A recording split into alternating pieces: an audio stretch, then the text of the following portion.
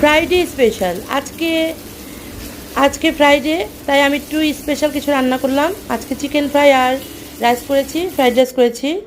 বন্ধুরা, আমি সব আগে থেকে রেডি করে রেখেছিলাম। 3 রকমের ক্যাপসিকাম নিয়েছি, লাল, সবুজ, হলুদ, টমেটো সব আগে থেকে একটু সিদ্ধ করে নিয়েছি।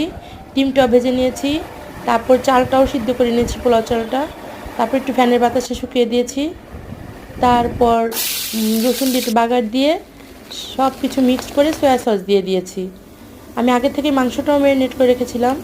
তারপর আমি ময়দাটা রেডি করা ছিল, তারপর এটা তেলে ভাজলাম, ময়দায় কোট করে ভাজলাম। দেখেন কত সুন্দর হয়েছে বন্ধুরা। যদি ভালো লাগে আমার ভিডিওটা অবশ্যই আমাকে সাবস্ক্রাইব করে দিবেন।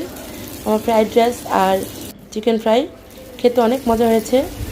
আপনাদের যদি ভালো লাগে এভাবে করে খাবেন, অবশ্যই আমাকেও একটু কমেন্ট করে জানাবেন কেমন হয়েছে। আমাকে সাবস্ক্রাইব করে দিবেন প্লিজ বন্ধুরা।